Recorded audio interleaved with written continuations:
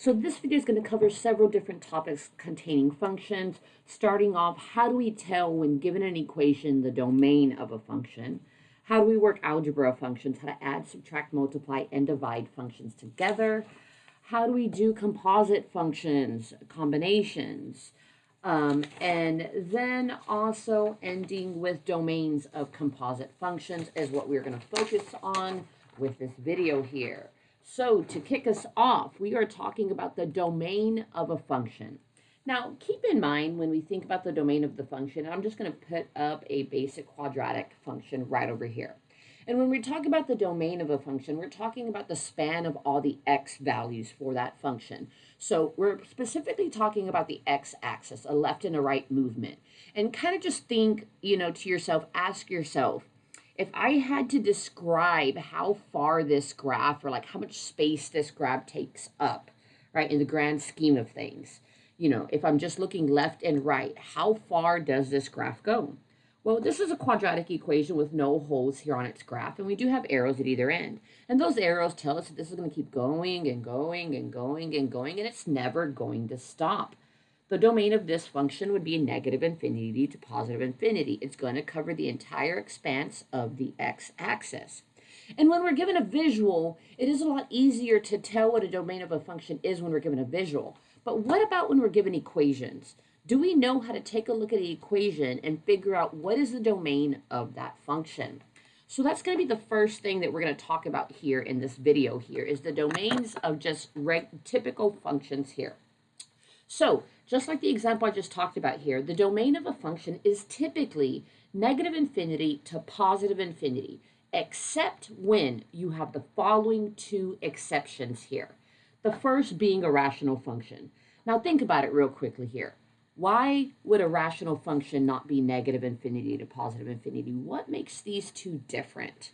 Right, now, if we're talking about a rational function, we're talking about something that looks like example A. So we're talking about a function that has polynomials for its numerator and denominator here. So it looks like a fraction, right, where we don't just have numbers thrown in, right? We have terms thrown in here, a polynomial in the numerator, again, a polynomial in the denominator. And the reason why rational functions are going to be thrown off is because what we do know about fractions is that we don't want 0 in the denominator.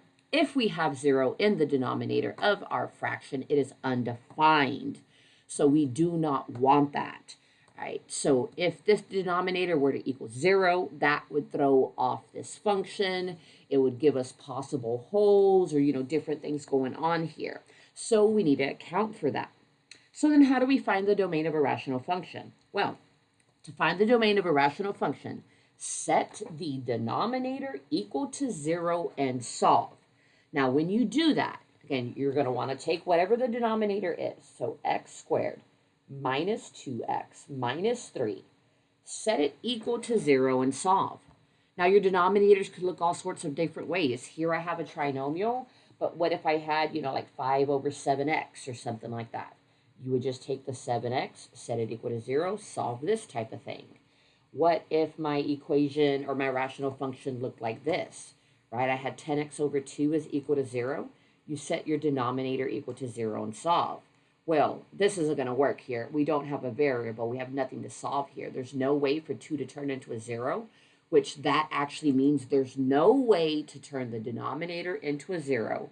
It will never equal 0. So in this case, nothing can throw off the domain, and it would be negative infinity to positive infinity. But if you have a variable in your denominator, you do need to set that equal to 0 and solve.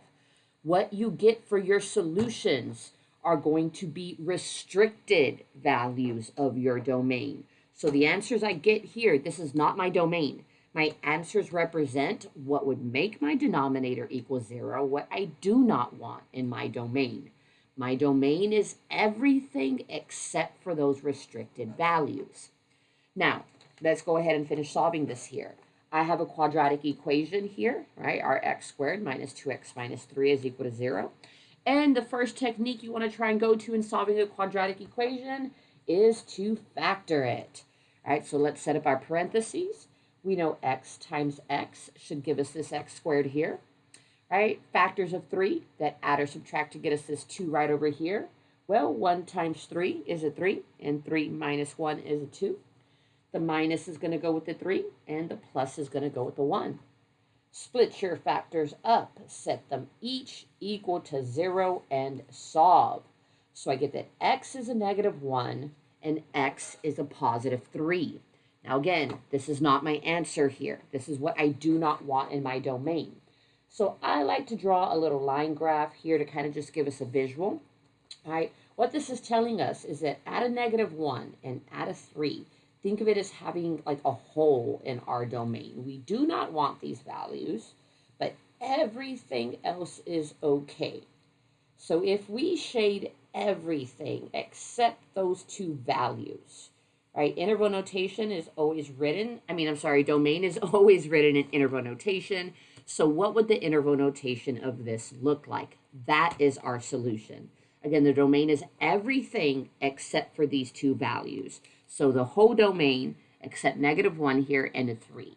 So that's going to look like, open parentheses, our negative infinity to negative 1, union, negative 1 to 3, union, 3 to infinity.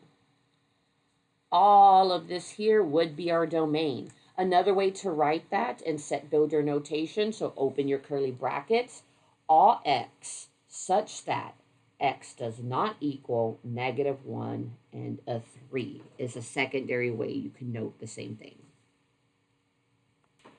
So let's take a look at our next example here, right? Example B says f of x is equal to x squared minus 7x. What is the domain of this function? So going back up here, the domain of a function is typically negative infinity to positive infinity, except when it follows one of these restrictions. So we need to ask ourselves, is this one of our restrictions? Is it a rational function? Absolutely not. A rational function is in fraction form. This is not in fraction form. The second restriction is it a radical? So do you have a radical? Do you have a square root, a cube root, something like that? Well, we don't have a radical symbol here in this one either. So if it does not meet one of these two criteria, that means our domain is negative infinity to positive infinity. Again, if it's not rational, if it's not radical, this is your default answer. You can also think about this is a quadratic equation, right? Anything where the degree is a 2 is a quadratic. So our quadratic, looks something like this. Arrows on either end. This is going to keep going and keep going. Negative infinity to positive infinity. Looking at our last example over here, the domain of this function, this one definitely fits into our criteria over here. This is a radical function, so it's not going to be our negative infinity to positive infinity. In order to find the domain of a radical function, take what is underneath the radical symbol right over there, and you want to take that, which for us is 3x plus 12, and you want to set that greater than 0 and solve.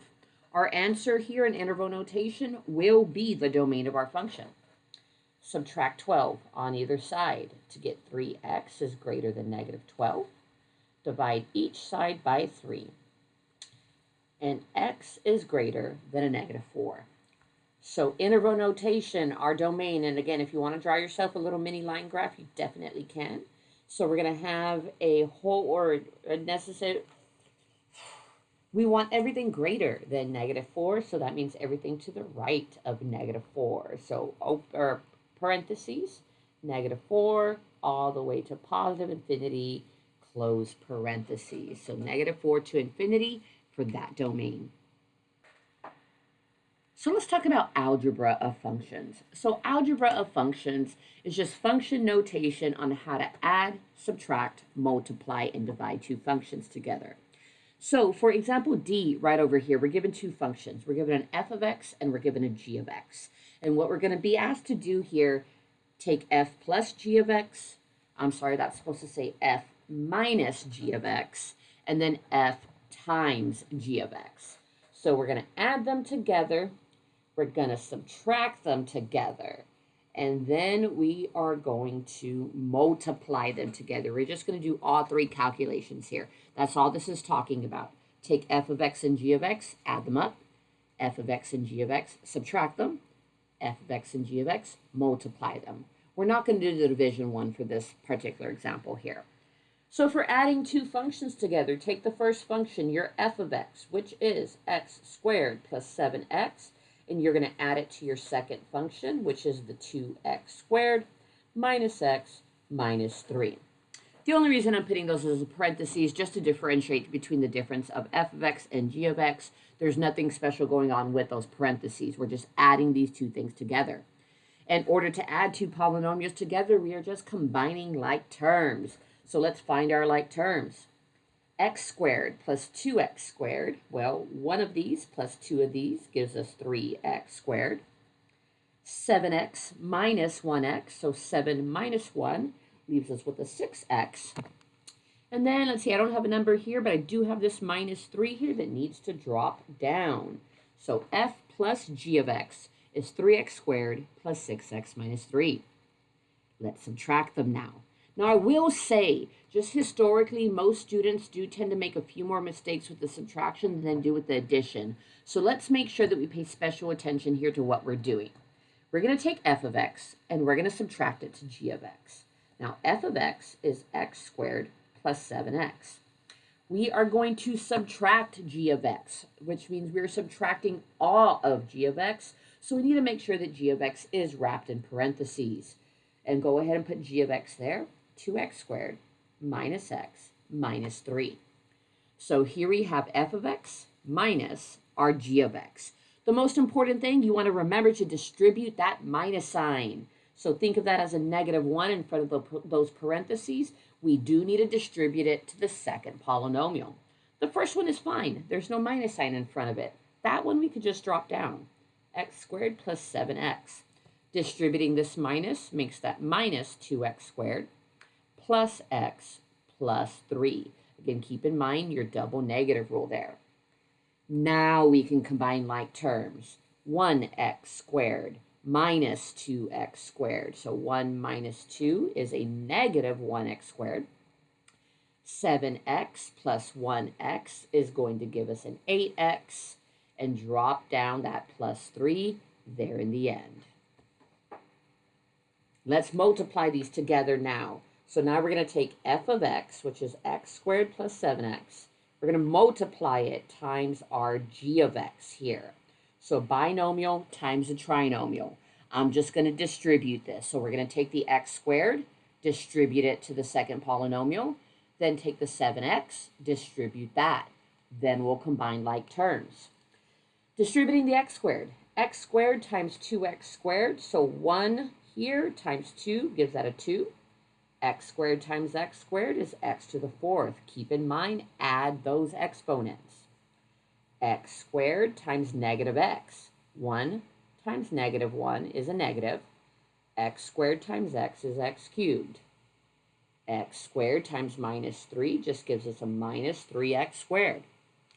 Distribute your 7x now. 7x times 2x squared. 7 times the 2 is 14. X times the x squared is x cubed. 7x times negative x.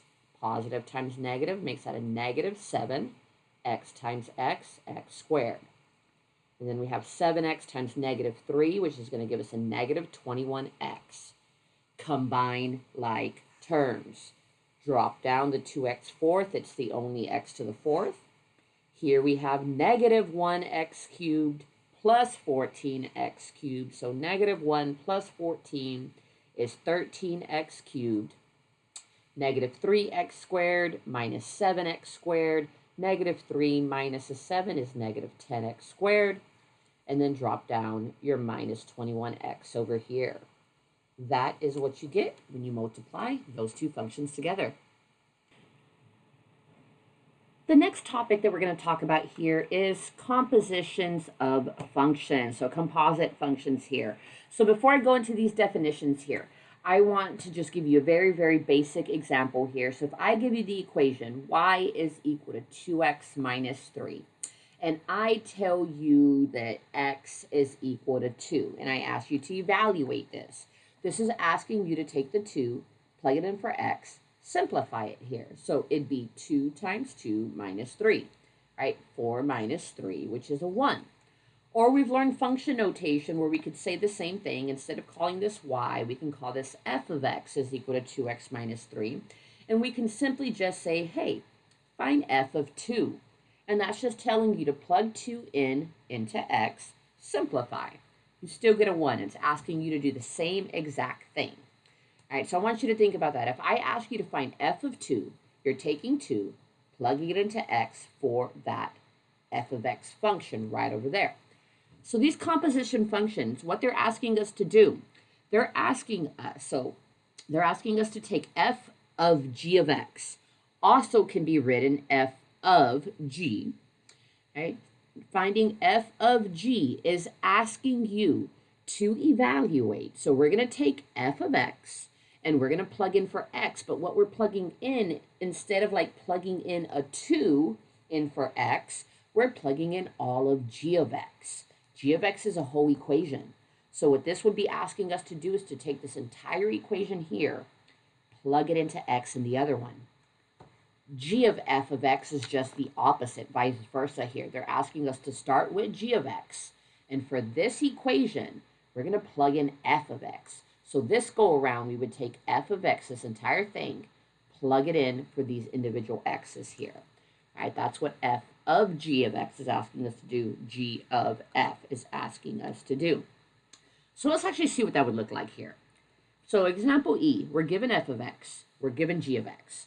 We're going to find f of g of x, we're going to find g of f of x. So let's first find f of g of x, which means we're going to start with f of x, but we are plugging in g of x into f. So our g of x here, that's what's going to plug into this x over here. So f of g of x, think of this as 3x minus 4. We're just following here, right? 3x minus 4. But we are plugging g of x into x. So we're going to plug in the x squared minus 2x plus 6. Now simplify this. If we simplify this, we're going to distribute the 3. So distribute that 3 out. 3 times x squared, 3 times the negative 2x makes that a negative 6x. 3 times the 16 is 18. Don't forget to drop down this minus 4 over here. Combine like terms, and we get 3x squared minus 6x plus 14. So that is what f of g of x is equal to. Now, if we do the opposite, if we find g of f of x, this time we're going to start with g of x here. And for each one of these x's, we're plugging in f of x. So think of it this way. X squared minus 2x plus 6. Except our x is now going to be f of x. So 3x minus 4, 3x minus 4. Again, we're just replacing x with all of f of x. So it'll look like this. Now, this is the equation that we need to simplify here. First thing we're going to do is square this binomial. So you can either take this and you can write it out here. 3x minus 4 squared is asking us to do 3x minus 4 times 3x minus 4. All right, so we can distribute the 3x. You can distribute the minus 4x. I always like working with getting people to try and maybe do this the mental math way and calculate this in your head. In order to square a binomial, what you want to do, 3-step process here. Step 1, whatever the first thing is inside these parentheses, which for us is a 3x, square that, multiply it to itself. 3x times 3x is 9x squared. Take the two things and multiply it together. 3x times negative 4 times 3x. That gives us a negative 12x if we were to multiply these two things together. Double that. If we double negative 12x, we get negative 24x. Multiply the second thing, negative 4 times negative 4, again, square that. Negative 4 times negative 4 is a positive 16. So square the first, multiply them together, double. Square the second, and that's how you can easily square a binomial in your head. If you don't like that, distribute. 3x times 3x is 9x squared. 3x times that minus 4, you're going to get a negative 12x there, another negative 12x, and then that plus 16 here in the end. Combine your two middle terms, and you get the same thing here. Continuing to simplify, let's distribute this minus 2 here. So that's negative 2 times 3x to get a negative 6x. Negative 2 times negative 4 is a positive 8. Drop down the plus 6 at the back of the equation and combine any like terms. So let's see, g of f of x is equal to 9x squared. Here we have a negative 24 minus a 6, so that is a negative 30x. 16 plus 8 is 24, plus a 6 gives us 30. So that is what g of f of x would look like. Now our next example here is a two-part question. We are going to find f of g of negative 2, and then we're going to find g of f of 2. So essentially what it's asking us to do here, notice we do now have a number plugged in. So f of g of negative 2 is essentially we're doing two things together. We're finding f of g of x, and once we know what that is, we are plugging in a negative 2. There is also a secondary way to look at this. So, most books are going to teach it the first way that I mentioned. Most books are going to tell you find f of g of x first, just like we did over here. Take your f of x, substitute g of x in for x, simplify, get that equation. Once you have that, then plug in the number for it. There is a second way to do this, which is my preferred way to do this. So when it comes to working with composition functions, I always just like to work from right to left, right? Plug g into f. Plug f into g is essentially what these are asking you to do. So when it comes to doing f of g of negative 2, this is how you can look at it. It's always going to be a two-part technique, whether you use the technique that I mentioned before. Again, find f of g of x first, then plug in the negative 2, or what you can do is this. Again, work right to left. So just think about that. Work right to left, right to left. First thing, take the negative 2, plug it into g. All right, so first, we're just going to find g of negative 2. So we're going to take this g of x here, right, and we're just going to do g of negative 2. So plug in a negative 2 into g of x. That's going to look like negative 2 squared minus 4 times negative 2 plus 1. Simplify this. Throw it in the calculator. Simplify it by hand. Completely up to you. Negative 2 times negative 2 is a 4. Negative 4 times negative 2 is an 8. And we have that plus 1. So 4 plus 8 is a 12. Plus 1 makes that a 13. Whatever answer you get there, we're still moving right to left. We just took negative 2, plugged it into g. Now take that answer, plug it into f. So now I'm going to take this 13, plug it into f. I'm going to find f of 13, which means I'm plugging in, this is going to give us 13 squared minus 10 times the 13. All right, we're taking the answer from before, now plugging it into f of x here. Simplify this. 13 times 13 is 169. Right here when we multiply, this is minus a 130. And when we subtract that, we are left with a 39. That is our answer for the whole thing. F of g of negative 2 is a 39.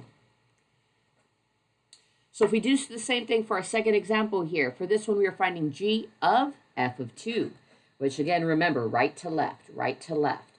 First take the 2, plug it in for the f. We're going to find f of 2.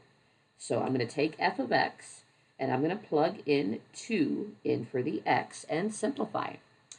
2 times 2 is a 4, minus 10 times 2 is a 20. And when we subtract that, we get a negative 16. Take that, plug it into g. So now I'm going to find g of negative 16. That's going to be negative 16 squared minus 4 times negative 16 plus 1. Negative 16 times negative 16 is 256. Plus, if we do, so plus minus times minus is a positive. 4 times 16 is a 64 plus that 1. So if we do 64 plus 1 and then plus that 256, that is going to leave us with 321. So g of f of 2 is 321. Now let's talk about how do we find the domain of a composition function? So here in a little bit with this last example here, we are going to first find f of g of x, and then we are going to find the domain of f of g. So before I get into explaining the domain of a composition function, let's go ahead and find f of g of x first, right? This is a two-part question. We got to find the composition, then we're going to find the domain of the composition here. Well, let's find f of g of x. So that means we're going to take g of x and plug it into f. So that means f 2 over x minus 1. We are plugging in g of x here for our x. So this is going to be a 3 over x. So we need to simplify this, right? So in order to simplify a complex fraction, you want to multiply the entire thing by your common denominator. Denominator of the numerator, technically this would be 2 over 1. So I have a denominator of a 1 here, denominator of a 1 here, denominator of an x. Common denominator of a 1 and an x would be an x. Multiply everything times x. When I do so, we get 2x in the numerator over. Well, this x is going to cancel out with this x, leaving us with 3, minus 1 times x is x. This is what f of g of x is equal to right over here. We need to figure out the domain of that. So when you find the domain of a composition function is a two-part piece here. First, find the domain of g, or more specifically, so this is set for if we're finding f of g, you want to find the domain of g. So whatever function is getting plugged into the other one, we're finding f of g of x, which means we're taking g of x, plugging it into f. That means we need to find the domain of g of x. Had this been g of f of x, we would have been taking f of x to plug it into g. In that case, we would want to find the domain of f of x first. But with our example, we plug g into f. So let's find the domain of g of x first. This is our g of x. G of x is equal to 3 over x. If you remember from the beginning of this video here, the domain of a rational function, right? We have a rational function here. That's what g of x is. It's in fractional form. In order to find the domain of a rational function, take the denominator, which is just an x, set it equal to 0 and solve, which solves it for us already. We get that x is equal to 0. So for the domain of g of x, we would not want 0, but we would want everything else. The domain of that function is negative infinity to 0, 0 to positive infinity here. That's the first piece of finding the domain of f of g. The second piece, find the domain of f of g of x. So this is what we got when we figured out f of g of x. Find the domain of this function now. This is also a rational function. It's in fractional form. So once again, in order to find the domain of a rational function, take the denominator, set it equal to 0 and solve. Subtract the 3 on either side, giving us negative x is equal to negative 3. Divide out that negative, and we get that x is equal to a 3. The domain of that function, right? Remember that 3 is my restricted value. So let's see, if this were a 0 here, let's just say I'm going to put a 3 right over there.